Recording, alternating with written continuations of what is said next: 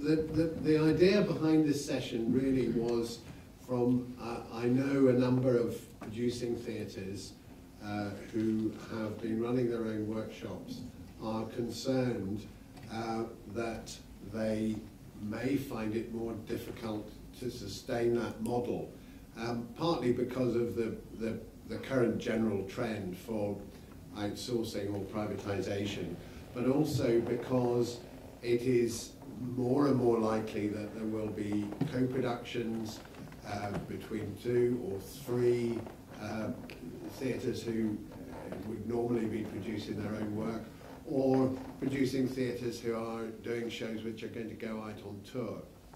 And some people are under pressure to examine the overheads that are involved in running a workshop, and also they're concerned that if they're doing shows which are co-productions with other people or are going on tour, the capacity may exceed the requirements for doing a reduced number of sets.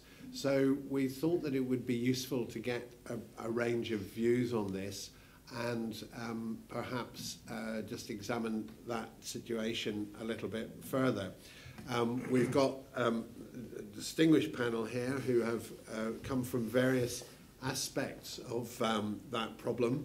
On my immediate right is Thomas Wright, who's head of production at Birmingham Rep, who of course run their own workshop and are under a big refurbishment programme at the moment, and will obviously be looking at how they're going to handle things in the future. Next is Julian Smith from Rocket Scenery in Nottingham, and he will tell you about the very particular model that applies there.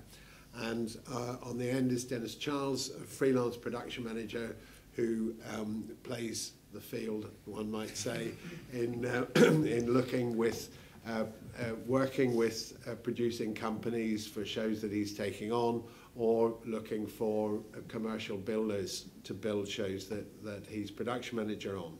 I'm going to ask Thomas, first of all, just to explain a bit about how Birmingham Rep works and what their thoughts about that are, and what they're planning to do in the future. Thomas. Okay, just give a little bit of background. So I've been head of production at Birmingham Rep for about 8 years. Before that, I was production manager at Nottingham Playhouse. And the Birmingham Rep, for those who don't know, has a very large stage, particularly, but I'd say probably one of the largest in the country. So we get through a lot of scenery. We make about a dozen shows a year. Normally, at the moment we are closed, but normally when we get back into the building in 2 years' time, we'll go back to building about a dozen shows in a main house, and we're going to have a 300-seat studio as well. So our output is quite high. A lot of those are co-productions, but normally we would be the co-producer would come to us because they see our building facility as one of the things that they want out of the deal, because they don't have, if they're a commercial builder, sorry, a commercial producer, they don't have that facility. So we currently have just a head of workshop, a deputy, and a construction drawer, but that's because we've downsized through the refurbishment. But when we come back in, then we will have some assistant carpenter and metal workers as well. And when we're busy, we employ short-term staff, freelance staff, etc., through the busy, particularly the autumn season, when we could be building a Christmas show, and it is our busiest season. So that's really what we do and what our setup is. I should say that the workshop is on site. That's actually a big factor, I think, in this discussion, is whether your workshop is located within the building or away from the building. Have you considered the possibility of a different model, or has there been any pressure to do so when you come back? No, there hasn't, because we've looked at the pros and cons, and we've very much come back to the pros do outweigh the cons. of having that in-house facility, because it really does make quite a lot of difference to the feeling of the building and what the building is about. I mean, it is a producing theatre, so if it can produce everything that's on the stage, not just the costumes, the wigs, and the technical support, then that's really everyone is involved in that process from the beginning to end, from raw materials, bringing the actors in, everything.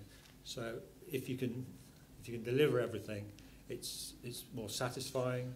I think it's what subsidised theatre is about. I mean, do you think that the idea of more of when you have co-productions and people come to you, do you feel that if you were co-producing with other people, or that as that develops, you might be under more? It might be more difficult to insist that to be the one that builds it. It depends. It depends what model you're following. A lot of the co-producers who come to us don't have that facility, so that is one of the reasons they're interested in us.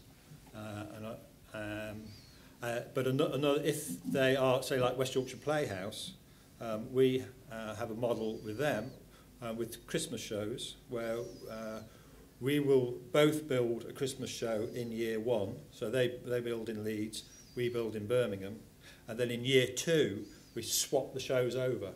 So in year two we're not building and they're not building. We're doing modifications to the scenery. We're obviously modifications and some new costumes. But that is another model to look at, because absolutely, I mean, I think the impact of the cuts over the next few years will mean, and I think to a degree rightly so, more and more co-productions, because it's got to be the way forward. But if that, I mean, we'll come on to this I'm sure later, but if that were to happen for 2 or 3 shows in the year, that model, yeah, you might find that you weren't able to meet. Yeah, certainly. There's, I think, and for what sort of research I've done on it, there is a cut-off which is around the 4 or 5 shows per year. If you're doing 4, 5 or more, then it is going to be, financially, it's going to be better to stay within house or try to go within house. Julian, a well-established different model in Nottingham. Can you tell us about that? Yeah, I just need to say to start with that I'm also a construction manager for Nottingham Playhouse, and I've been there for about 20 years. About 10 years ago, we saw the opportunity to start our own business by building commercial scenery, negotiated with Playhouse management to rent a larger workshop where we would both split the costs of the rent, so both parties got an advantage. But we not necessarily negotiated, but we sort of took the lead and decided to pursue commercial work alongside the obligation to build scenery for the Playhouse, which we always have to do. There are 3 full-time employees in the workshop paid for by the Playhouse, and there are 14 employed by Rocket Scenery now. So we've taken the risks personally to employ these people and expand, buy machinery. We've bought the units to either side of our present unit as well, so we've got a paint shop and a storage facility, we've got a paint frame. And I think unless you're given your own head to pursue commercial work to make profit, I think it's very difficult for a regional rep to use us as a model to sort of make money for the theatre, or in a way to subsidise their own workshop, because there's so much conflict of interest between the theatre's needs and the needs to make money as a commercial enterprise. You know, the overheads are quite frightening when you start employing 14 people and running 3 buildings. So I'm not sure we're an ideal example to use as a model, but as a commercial enterprise, I think, yeah, I've got an idea what the thoughts require. So it may not suit everybody, but how did it depend on your entrepreneurial zeal? I mean, yes, is that the key? Is that the key to what made it work in the first place? Well, yeah, I think it comes down to money. You know, nobody goes into a business really without profit in mind. And really, what is the incentive for a workshop manager to pursue commercial scenery, go to meetings, bid and quote, which is really labour intensive, if they're not able to take advantage of that? And I think that will be the issue with theatres who want to do this. How have you managed the responsibility to do whatever the Playhouse want when they want it, with running a commercial scenery shop? I think it's a question of trust, and it's a particular situation we have, and I've been there for 20 years. Yes, there can be conflict at times. We make it a priority never to sort of enter into conflict with any deadlines, because I think as soon as you start to do that, then you're on a very slippery slope. And we could survive without the Playhouse now, but I think it is still beneficial to both parties, and definitely to the Playhouse, who have access to a really broad skill base, bigger facilities, more machinery. We can turn things around much quicker than a conventional sort of rep workshop. Did you, when it was being set up like that, did you or did Rocket Scenery at the beginning have to make a major financial investment? No, not in the very beginning, because you start off with 3 carpenters, 4 carpenters, 5 carpenters, then you outgrow one space and you need to buy more space, you need to buy more and more machinery. Obviously the parent theatre can't put the cash in for that, unless they've got a lucky sort of grant for anything. So eventually you have to take the risk on your own shoulders.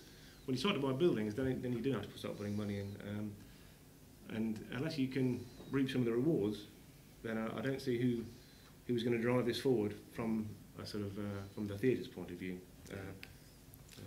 Okay, so Dennis, you look for the cheapest, best build.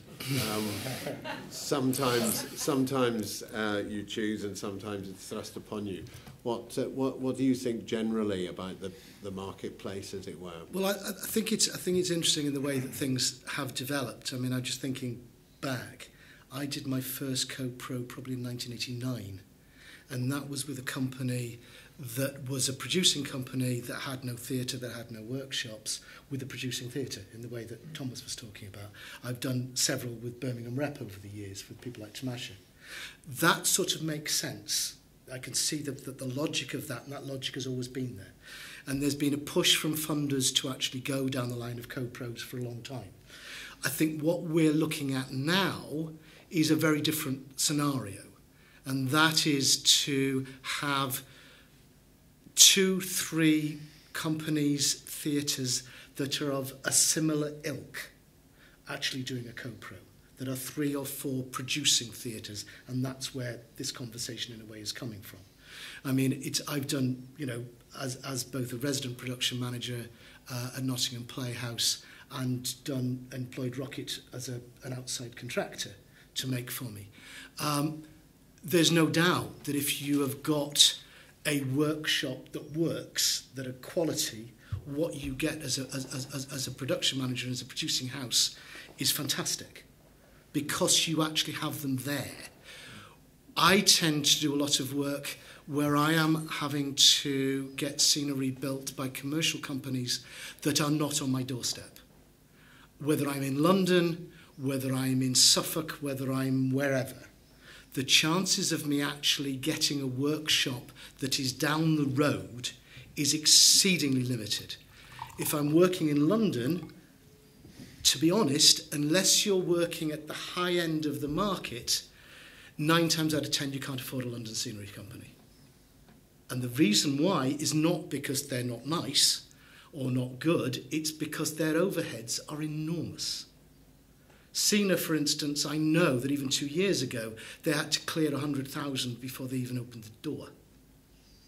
That's an awful lot of money, and that gets passed on to the client. It has to. There's no other way to do it. What that means is that I've got a show in rehearsal at the moment. It's a co-production between a theatre in Oldham and a theatre in Ipswich, neither of whom have a workshop. Now, we're actually having it built by an independent company in Oldham, by Splinter, who I've used before. It's great, very handy for Oldham, but actually we're fitting up on Easter Monday, and we're flitting up in Ipswich, and that's where we start. I basically have to work the whole lot, and we're talking a revolve and all sorts of stuff. I've got a day and a half of carpenters. I have to build it as a touring show. There's no paint call. The designer's going to do the paint call. If we have anything that comes up, I've got to do within the in-house crew and me. If I have a major problem, my line of communication is a bit like Napoleon in Moscow. I've got a fuck of a long way to get them back, which I've had to do. I've done pantos, I've had to make the phone call, I've had to bring people 200 miles. It is not ideal, but you have to work the way that you structure your production weeks and everything else in a certain way to do that. Now, if regional reps are going to privatise their workshop or lose their workshop, that is what they are going to be faced with. And they are also going to be faced with a form of finance that they do not understand. Because I can tell you now that if any regional rep turns around and says, what we're going to do is we're going to get rid of our workshop, we're going to work out what it's costing us, and we're going to put that in the production budget. And you can all laugh. Because by the time they actually work out how much it's costing for the workshop and the electricity and the public liability insurance in the workshop and all the rest of it, it won't happen. If you've got if Thomas has got a budget of 10 grand, he can get a set that on the open market is worth a minimum of 40. If he went to Rocket to build it, it would cost him 40 grand or more. Whether all that money from the workshops will go into Thomas's production budget, I sincerely doubt once the actual accountants have got at it. And they're turning around and going, what about surplus capacity? We've been there before. I've actually had a pantomime built by a regional rep, and I got a very good price, very, very good price, but actually it became a nightmare because they were trying to build their panto and my panto at exactly the same moment, and you knew this bloody fight was going on internally. And I actually had a bigger whip hand because I had a checkbook, and the resident production manager didn't. And it wasn't pleasant, but actually I got what I needed, but it was tough. Dennis, it's just one thing I wanted to ask is the question. One of the concerns I think that people have is that if they can't sustain the amount of operation that they've got going, that they won't be able to keep the skills base. Yeah. Now, you guys, I mean, you both presumably use quite a lot of freelancers, as and when, in terms of painters and so on. Do you less and less. You're encouraged by the revenue now to put all freelancers on at least a 0 hours contract or full time if possible, because you are made liable for any tax and NI that they haven't paid in the previous year. They only need to work for you for maybe 6 months of the year, and they'll be treated as a full-time employee. So the onus is now on us to get as many full-timers as possible. So, we use less freelancers. We've got 3 full-time painters, 3 fabricators, and the rest are draftsmen and carpenters. And also, if you don't have them, unless they're full-time, when you get busy, you can't always rely on them getting the right stuff at the right time. That was really what I was getting at. Yeah, getting hold of people's a problem. That, again, the thing with the freelance is an issue. And so at the moment, we are building a set, and we've got some short-term contracted staff who are PAYE. But what we pay, which is under £8 an hour, and what Julian pays at Rocket Scenery is, it's 50% on top. It's half again. Our average hourly rate is about £11 an hour, and up for the full-time staff, because that's what they can command, and people who get paid less are generally less efficient and less skilled. And ironically, with less and less rep workshops around, there are less and less skilled carpenters coming through. Well, I was just going to say before we open it up to the floor, I was just going to say I was going to ask you about the skills base and that's a real problem. I mean, we've certainly had a lot of problems recruiting. Over the last 8 years, on all levels. I mean, things are good at the moment, but it's any thoughts as to why that is? A lot of it's to do with money. Yeah, and what we can afford to pay, because if we've got assistant stage people, lighting people, sound people, all being paid around £8 an hour, you know, can I employ a carpenter and pay him £12, £13 an hour?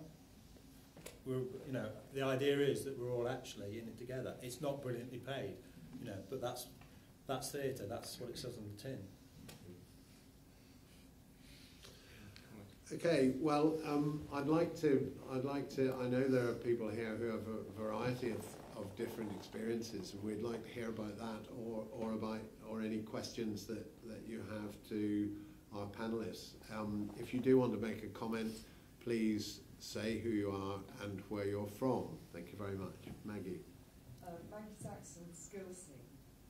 I'm interested to hear your experience. You're talking about skills gaps and disadvantages in terms of rates of pay, what you can afford for rent, not rocket pay.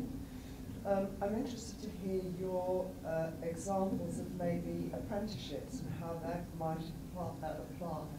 And the sort of, if you like, almost social responsibility that may come with subsidy, that might put you in a better place to be able to increase the skills base through apprenticeships. Yeah. I mean, we've had an apprenticeship scheme with 6 apprentices over various departments, and it's been it was very effective, been very successful, and out of those 6 people, 4 of them are now working in UK theatres.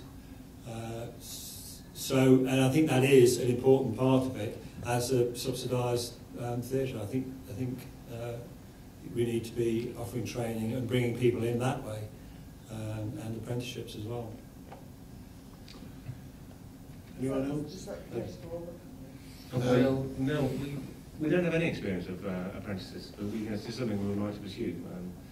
In Oddly, we get a lot of placements from Nottingham-Trent and the theatre design course, and quite a lot of them then come on to become full-time makers, because the good ones are worth hanging on to. But it seems an expensive way of getting a job in a workshop to do a theatre design degree.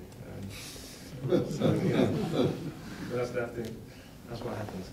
I've seen a level, there's more of the apprenticeships beginning to come up, but I think the problem that I'm seeing is not the training within the theatre, but the education part of it, of what the local college or whatever it is going to actually provide. In the old days of day release, there was a sort of a system where that happened. That doesn't happen in the same way. So if, for the sake of argument, you bring in apprentice electrician or somebody within lighting and sound, you want them to get on towards City and Guilds and whatever, that process is not there. And also, I think Birmingham managed to crack it with some of theirs, was to actually turn around and go, if it's every Monday, that's fit-up day. It doesn't work, so can we have a week's block or something like that? Can we do it a different way? And I think that's one of the biggest problems with apprenticeships for this industry, is that we don't sort of hit a model that fits in with the education establishments as it stands.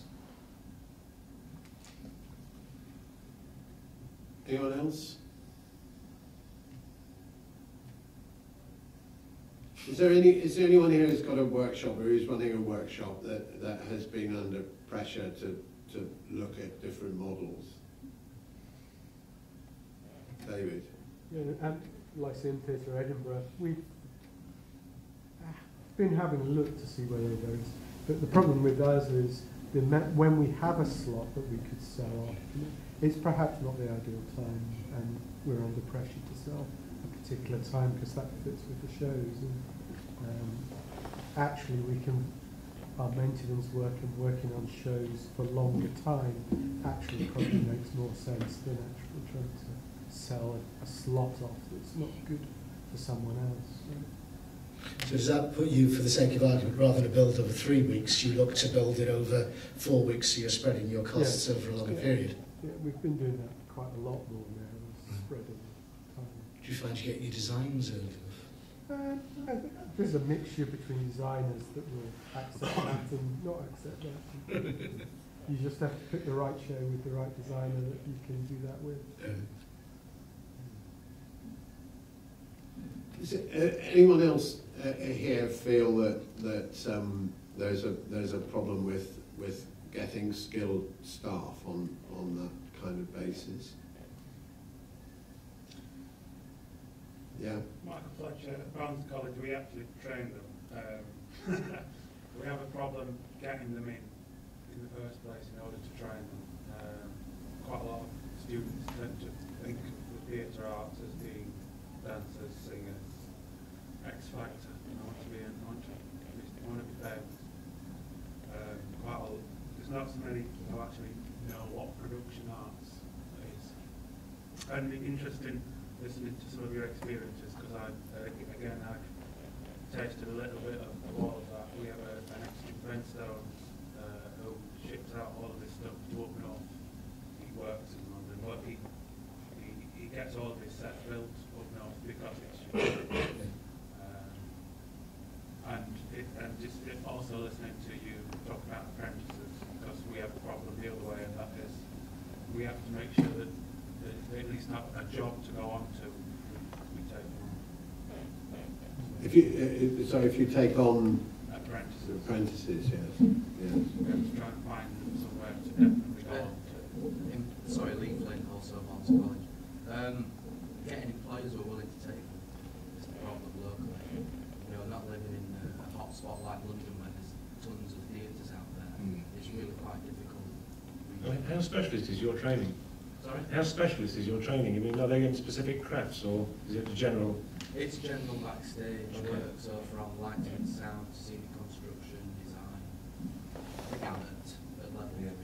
What sort of do they end up with a qualification? It's at the moment it's BTEC diploma, right. but they have been looking at running an apprenticeship scheme.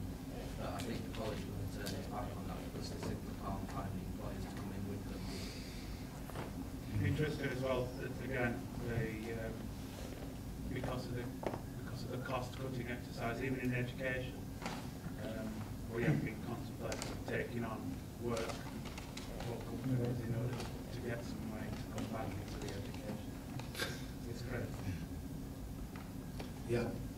Stephen Heath. I teach the students at the Central School of Speech and Drama, scenery construction. We have a slightly different thing, and that once we do get them in and train them, it's difficult to encourage them to leave London because of where the money is. They seem to come from all over the country to come and study in London. We try and encourage them as much as possible to get as many. We give them a whole 3-month term to go and do work experience all over the country. We want them to go and do as many different experiences as possible. Where the money is still in London, that's where they want to stay, so they're not then willing to leave London after that.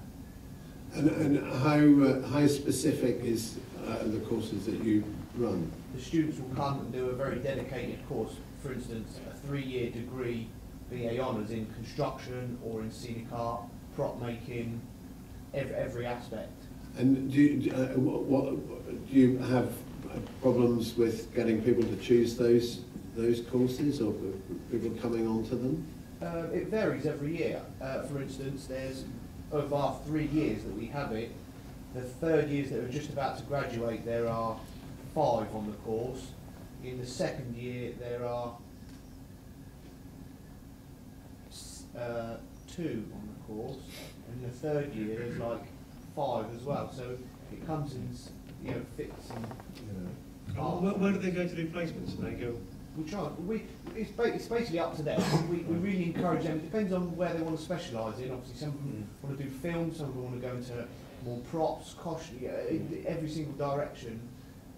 So from my experience, I had 10 years experience freelancing before I went there. So I've set them up in as many different areas as possible. I was at the Belgrade Theatre for a year before that shut down. Then I went into window. Harvey Nichols with the window stuff, so all the different contacts that I've got, plus from coming to places like this, other theatres, trying to set them up with experiences all over the place. But initially it's obviously up to them to where they want to go. Most of them, I try to get them away from, because once they start getting into the work experience, then they'll see, if they are pretty good, hopefully they are, the companies that have them say, straight away, they see that they're good, they take them under their wing. Any holidays that they have, come and work for us, paid, So once they're in there, they're obviously there to stay, really, and that's in an ideal. We want them to leave with work, but it seems that not that many of them are wanting to leave London because obviously this is now where. Yeah. Well, when we advertised for our apprenticeship scheme, we were inundated with applications, and as I say, it was very successful, and we'd love to be doing one again when we move back into the building. What age is that? Sorry, what age is that? That is sort of 18 to early 20s. Using machinery, you want to be 18 and over, ideally. And I know Barry's from the Hippodrome behind you.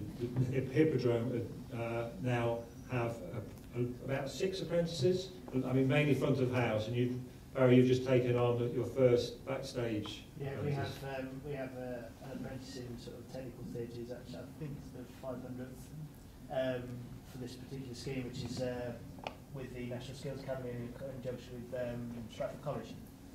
So he works for us. One of the things we stipulated, because we went through a long process, it wasn't like, yeah, we'll have an apprentice. Okay, well, can you have an apprentice? Well, yeah, we'll have an apprentice, but we need to work maximum of 72 hours a week, nights, days, whatever we say. There's a lot of tea sucking when I was there, it's not really how apprentices work, but in the go, we worked around it. They go to college, or he goes to college on a Thursday, which works for us because we have Wednesday matinees, apart from the odd show where we have a Thursday matinee. So he's at college from 9 till 4, then he's just started coming back in, so he's follow spotting on the shows. Seems to be working quite well, it's great for us. We fund it. It's not funded because of the area it was in. It was a struggle to find particular funding. It's easier to get funding for customer service roles, box office and things like that, but for technical theatre it's a bit harder to find the money for. We fund that. I couldn't tell you what he's paid because I don't know. But he's paid a reasonable wage, above minimum wage obviously. He's with us for a year. He's very excited, very keen with that. We had about 200 applicants for that because it went online long before we actually went through it. So there was an initial surge, but because we weren't ready, we looked at MVQ level 2. That's okay. We looked at MVQ level 3. It's a bit too much, so we've gone for the level 2. But like I say, we've got 200 applicants for that, and we picked a young lad, and he's very good. Is that what he ends up with, an MVQ level 2? Yes. Yeah. At the end of it, it's interesting what the gentleman was saying at the back. He's not guaranteed any work with us, and that was outlaid from the start because we can't suddenly say yes, we do that, because there are obviously huge Vec 2 things to go through. If you were to make that offer, then you've got the whole Vec 2 issue to go through. But we made that honest from the start. We never promised anybody a job, and we said if you're good enough, if you make the grade, then there's a casual pool there. There's a casual pool with us, the Rep, the Alex, all those places, and we'll happily promote him through that. When he's up to standards, we've got no bones in saying, okay, we've got this guy here, he's really good. And we're looking to the fact that somebody will come through and take him with them, which is sad for us to lose him that way, but that's what it's all about. It is what it's all about. We want somebody like maybe WNO or the ballet or somebody like that just to pick them up and go, he's really good, and whisk him away, and that's him made for the next few years. And then that gives the opportunity for another apprentice to come in. Yes, I'd like to think so. I don't know, without consulting with our HR team about what the long-term future is. I'd like to think it's a scheme we could offer. This one's a bit sort of trial basis because we can't offer a live sound element.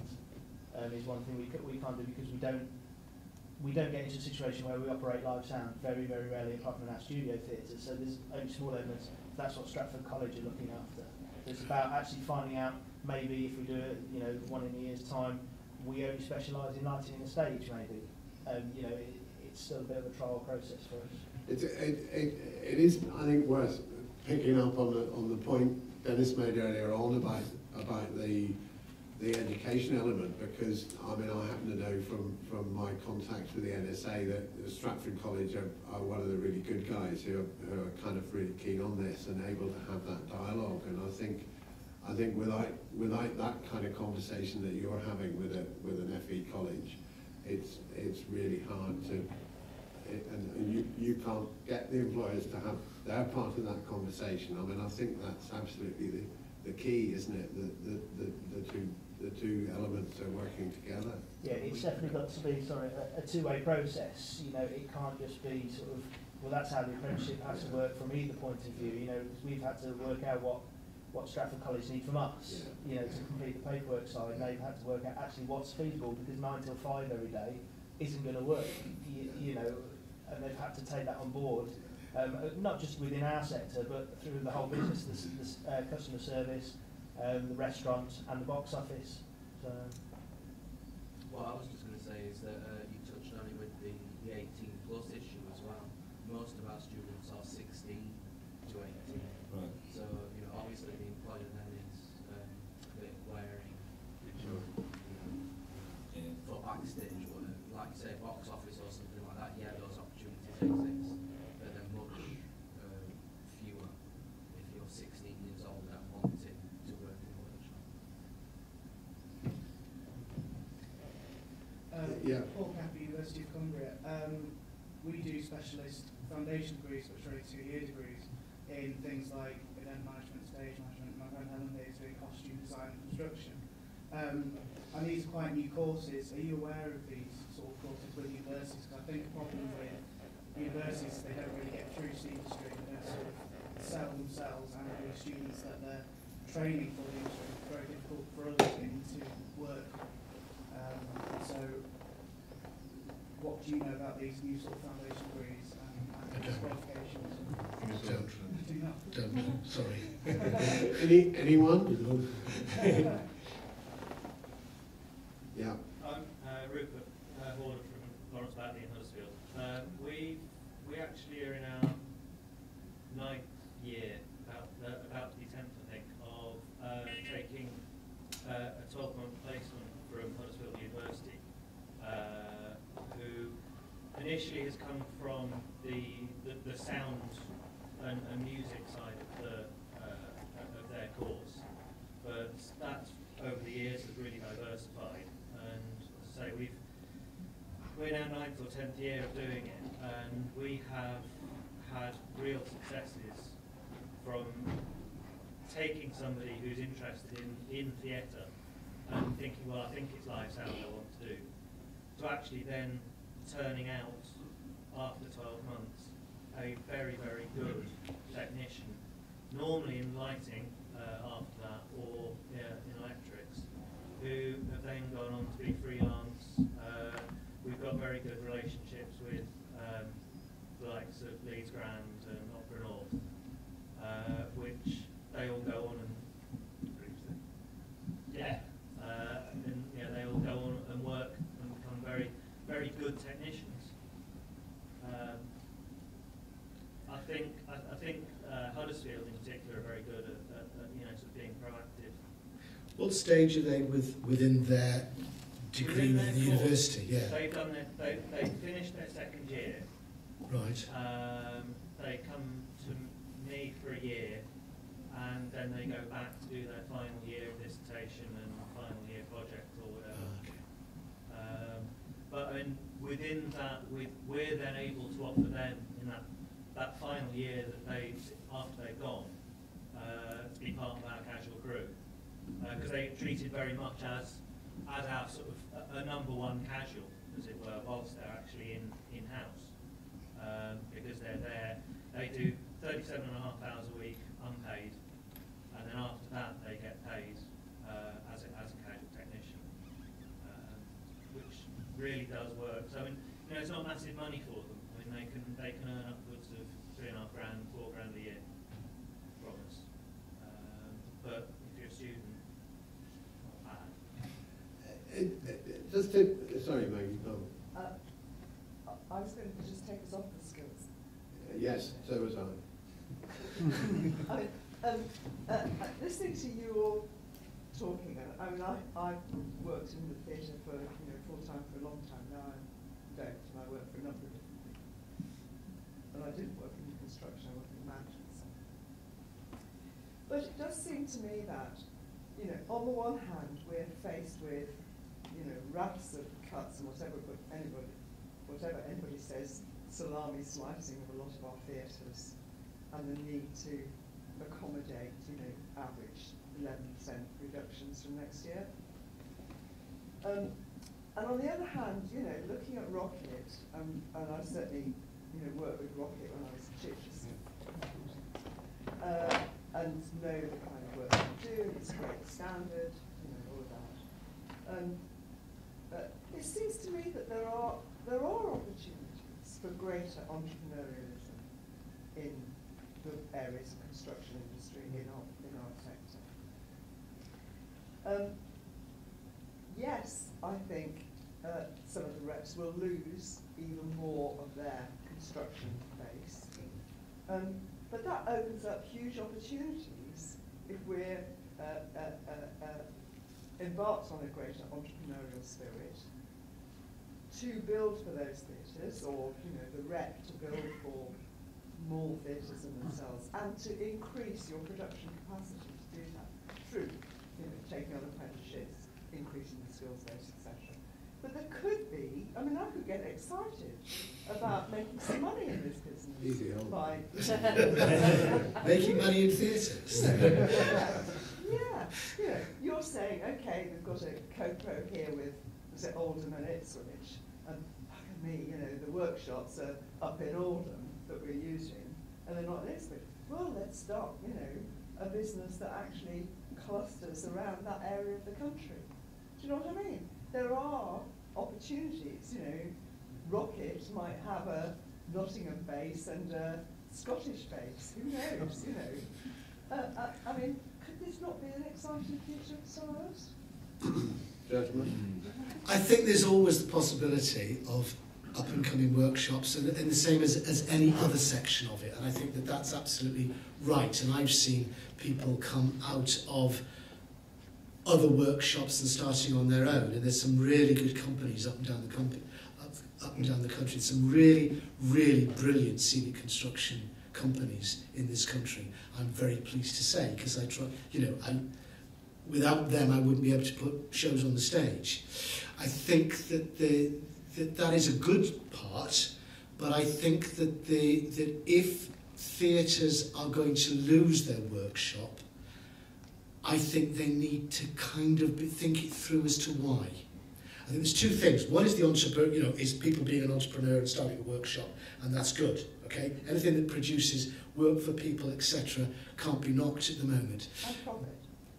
Yeah, well, but what I think that the downside of that is that if companies, like the Lyceum, for instance, ends up losing its workshop, how that changes its operation as a venue, as a producing house, is going to be a massive impact on somewhere like the Lyceum and on somewhere like Edinburgh in the way that it works. And I think that if a theatre is going to look to do that, it needs to look with greater depth at actually what the figures are. Because I think that that's the danger that I have seen on more than one occasion, where production departments have got privatised. And in some ways, that was great, because you turn around and go, why have I got a workshop? Because my next show, the designer wants to do it all in softs. I've got 3 chippies and a painter sitting around there doing nothing, and I'm going to phone McDougall's and it's all going to arrive. That happens, but it doesn't happen very often. And what you actually get, I did a show in Nottingham last year where we did the fit-up, and actually these guys came at 8 o'clock in the morning for an hour to do the notes. And then the painter came in at tea time and did some more. That's normal for people like Dave, Tom. It isn't normal for when you are buying that in from a commercial enterprise. Even if they're next door, it's not normal because they're off doing other things. And I think that one of the joys about, when I every so often get hired by a theatre that is a producing house, I can leave my toolbox at home. I might take a tape measure, but I don't have to go in fully tooled and take my own bloody workshop with me, because actually there's people there and the skills to do that, and it's wonderful. But it's a luxury, I think. You can't. If it is a luxury, which it may well be, you may be absolutely right, it's a luxury, but I think that the figures do not necessarily stack up. What I think is important is that if a venue turns around and says, this is what I'm going to save, and does put that into production, then you might get somewhere. But I think that what will happen is that that doesn't happen, and your production values start going down in those venues, and what you can actually put and what you're showing to the paying punter is not necessarily going to have the same values. And that's the something that actually those figures have got to be added up, and you've got to look at that before you jump. That's my feeling. What about you guys on that topic? Well, I would say I can only assume that a theatre would shut its workshop because it had no choice financially. I can't imagine any theatre, I mean, I don't know that I see them, that would voluntarily shut a workshop that it could, in other circumstances, keep open. And if you're faced with financial cuts and you have to shut your workshop, then it's a kind of a done deal. You know, you have to find an alternative. So it kind of becomes an academic discussion because I don't think anybody would choose to do it if they didn't have to. And certainly, I wouldn't. I would fight very hard for the, for the Nottingham Playhouse workshop. I think all theatres should have their own workshop. That's our problem. It's become an academic discussion. Have you had the discussion? Have you decided? You know, we all know that it makes sense to build our own scenery for 8 shows. That's the most cost-effective way. Yeah. But we've got to prove that. And that's what I meant by the figures. You've got to produce all the figures, haven't you? Yeah, I think, well, from the producing theatre's point of view, it is absolutely the best way for many, many reasons, and I don't think anyone disputes that. But yet, of course, when theatres have closed their workshop, it's been because they've had financial problems, and it's tended to be the smaller venues that have gone first, and then they have outsourced. And I think it's a downward spiral, actually. They say, yes, is it an opportunity? Yes, there is an opportunity there for an independent commercial workshop to come along and take up that work. But I don't think it's an opportunity for a subsidised theatre to take up that work, because I don't think that's their role. And also, I question a subsidised theatre subsidising a workshop to do commercial work that isn't a co-production. Because actually, what are they then doing? And I know this is starting to happen. I think I know the Belgrade Theatre are doing quite a lot of commercial work, but actually, are they just directly subsidising, using their subsidy? Or developing their plural funding base? Well, unfortunately, the Belgrade were very keen to be represented on this panel, but unfortunately the production manager just left and had a production week elsewhere, and they're doing a transfer, so there wasn't anyone who could speak with authority, although they were keen to be here. It's certainly not making much of a contribution to their plural funding so far in 2 years, I understand, and they are faced with the problem which Julian referred to earlier on, which is in order to really make that work, they feel that they would have to increase their capacity substantially and make an investment both in staff and in space. And whether or not that's appropriate for a funded theatre to do, apart from the model of Rocket. As a company with staff dedicated to making it work and making a go of it, getting new work, quoting, increasing turnover, it's still a struggle to make a living. Still, substantial amount of money. You can't make a lot of money making scenery. It's just, I think, you need to accept that. So if, with us dedicated to doing it, 50 hours a week, 14 of us, and if we're only just, keeping our heads above water, I don't see how, a rep theatre with 3 full-time carpenters and nobody really running the admin side of it, specifically, I don't see how that can be a workable model. And I think the problem, quite apart from who's actually doing it, the thing about co-productions and increasing touring or sharing shows is that although the number of performance days may remain the same, and this is what all this is about, is people trying to keep up the same number of actor weeks, if you like. It does inevitably mean that if you're doing a show that's shared between 3 producing theatres, then that's 2 shows that aren't going to happen. So the amount of scenery that gets built is going to be less, whatever you say. So I'm not sure how you identify that as a you know, the number, whoever's building it, whether they're London or Rocket or in-house production, there is going to be less scenery built in the next few years. There's no question of that, and there's got to be a problem with that. David? We don't always go into co-productions to save money. Yeah. Quite often we're in a co-production because we want 2 groups to get together to make a bigger show. Yeah. So in actual fact, we can be doing more work on a co-production, not less work, because why a company the same as Birmingham coming to us is because we've got the production facilities, so we can add that, so the money goes further to make a bigger show. So quite often we end up doing more work rather than less. Isn't that, as we said earlier, there's sort of 2 forms of co-productions. There's the co-production between someone like yourself, who is a production company, and the National Theatre of Scotland, who don't have workshops, don't have facilities. You come together, you can produce a big show that tours as well, you get more money in the production costs, etc.